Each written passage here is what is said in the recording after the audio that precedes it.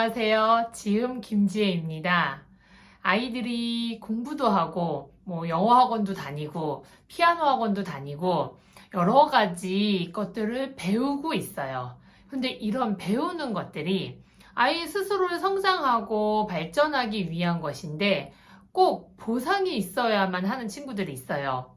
예를 들면, 오늘 주어진 공부, 분량, 학원을 다 클리어하면 스마트폰으로 다 유튜브를 볼 수 있다. 게임을 할 수 있다. 이렇게 보상이 주어지는 것이죠. 점점 이 보상도 늘어나고 학습의 양도 늘어나고 매일 그 실량이가 좀 벌어질 때가 있어요. 제가 요즘 근래에 좀 만난 친구들 중에서 부모님과 트러블이 있어요. 그 트러블 영역 중에 스마트폰이 없는 집이 거의 없는 거예요. 조금 더 하게 해달라. 너 약속하지 않았냐? 이 정도로 하려고 하지 않았냐? 또는 숙제를 2가지 않았는데 왜 벌써 핸드폰을 틀어달라고 하냐? 보고 하겠다. 좀 쉬면서 유튜브 좀 보고 하겠다. 또는 게임 시간을 좀 더 늘려달라. 옆집 지음이는 2시간씩 하는데 나는 왜 1시간 반이냐? 그래서 제가 그런 스토리들을 잘 들여다보면 거의 게임과 유튜브 시청이 무엇을 해내고 난 다음에 보상으로 주어지는 가정들이 많더라고요. 보상은 단기적으로 어떤 것을 하게 하는데 굉장히 원동력이 되고 빨리 수행하는 데 효과적입니다. 하지만 내적 동기는 외적 동기에 비해서 오래 걸리지만 강력하죠. 저는 내적 동기와 외적 동기를 잘 사용하여서 아이에게 무엇인가 할 수 있게 하는 게 좋다고 생각해요. 그 중에 오늘은 성취감이라는 내적 동기를 사용했으면 하는 마음으로 영상을 준비했습니다. 너무너무 트러블이 많다 보니까 아예 없어, 게임 없어, 핸드폰 없어, 유튜브 없어, 그냥 해! 라고 아예 차단하셨어요. 그랬더니 모든 의욕이 떨어졌대요. 학교도 다니기 싫고 학원도 다니기 싫고 이 책을 왜 읽어야 되는지 모르겠고 선생님 스마트폰을 사용하지 못하게 하니까 모든 것에 의욕이 떨어진단 말이지 아이가 우울해 보인대요. 이걸 어떻게 하면 좋죠? 이건 외적 동기로만 이런 것들을 수행했었기 때문이에요. 당장 내적 동기를 만들어낼 순 없지만 제가 지금이라도 차곡차곡 외적 동기 못지않은 더 강력한 내적 동기의 성취감을 경험하자고 합니다. 성취감이라는 감정은 단기적으로도 경험할 수 있고요. 장기적으로도 경험할 수 있어요. 이 2가지를 다 아이에게 계획성 있게 조금 제공하시면 좋을 것 같아요. 예를 들면 예전에 제가 이제 어떤 책에서 본 매일 아침 일어나서 침구를 정리했더니 인생이 달라졌다. 소소하게 계획을 세우고 그것을 꼬박꼬박 지켜나간 루틴의 힘이라는 것이죠. 저는 굉장히 동의합니다. 우리 아이들에게 한 가지 매일 루틴으로 할 수 있는 습관이 있었으면 해요. 근데 이것이 꼭 공부, 학습의 영역이 아니어도 됩니다. 침구 정리를 또 제안하신 분들도 있으세요. 그런데 침구 정리가 아이에게 전혀 흥미가 없는 거예요. 하다 보면 흥미가 생기겠지만 처음은 흥미가 있는 것으로 하는 것을 추천해요. 제가 예전에 이제 만났던 친구는 종이학 접기 아세요? 종이학 접기에 꽂힌 거예요. 어디서 레트로 감성의 유튜브를 보았는지 제가 중학교 때 큰 유리병에 학 1000마리 접어서 좋아하는 사람한테 선물하고 그런 게 유행인 적이 있었어요. 그런 걸 어디서 봤는지 나도 우리 집에 있는 저 유리병에 종이학을 꽉 접어서 꽉 채우고 싶다 라고 말을 했대요. 제가 너무 좋은 기회네요.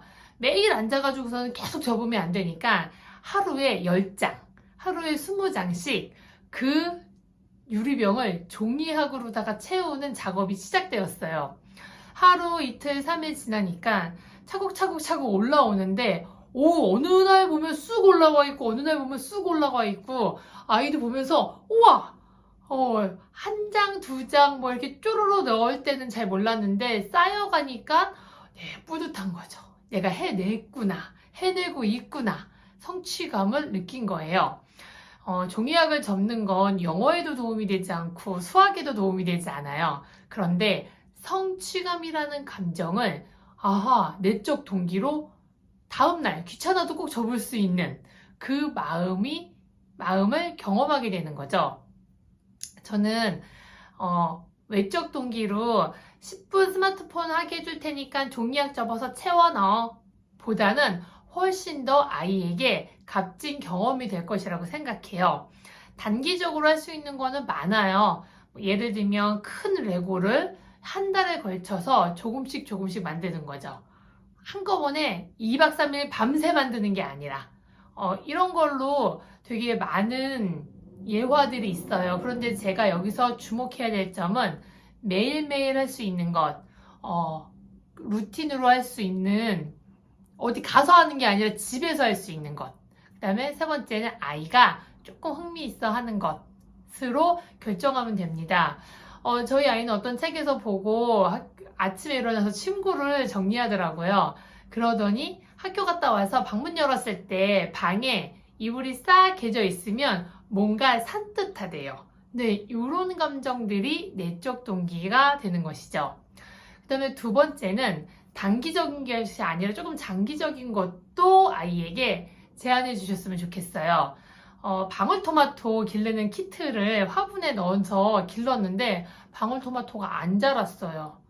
이러면 좌절감이 느껴지잖아요. 그래서 방울토마토 화분을 사자 그래요. 화분을 사면 2달 정도 물 주고 하면 꽃 피고 방울토마토 열려요.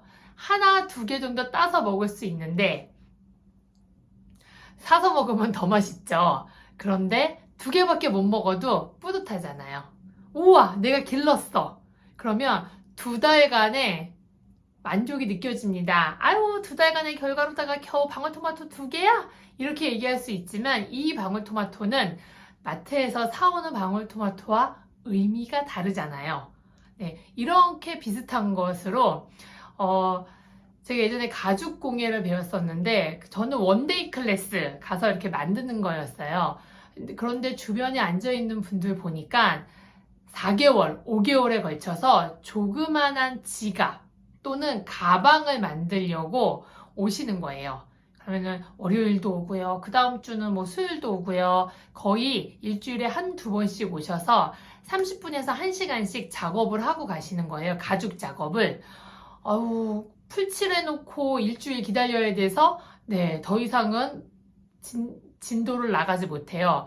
그렇게 4개월, 5개월 돼서 가방이 하나 완성되는 거예요. 저런 것도 꽤 괜찮겠다. 가죽 가방 메고 다닐 때 사서 매면 더 예쁘고 더 세련된 것이 많겠지만 내가 만들었던 것, 너무 의미가 있잖아요. 그런 것 과정을 통해서 또 성취감을 느끼는 거예요. 아이들마다 아무튼 좋아하는 영역이나 잘하는 영역이 조금 다르고 하고 싶은 영역도 조금 달라요. 그런데 성취감을 느낄 수 있는 그 감정이라면 전 학습에 도움이 되지 않는 것도 해보자고 합니다. 아마 일상생활 속에서 우리 아이가 성취감과 그 뿌듯함을 느낄 수 있는 영역이 무엇인지 좀 크게 뜨고 찾아보시고 제안해 보시면서 외적 동기보다 더 강한 내적 동기의 성취감을 위해 도와주셨으면 좋겠습니다. 그럼 오늘도 평안하고 편안한 하루 되세요. 감사합니다.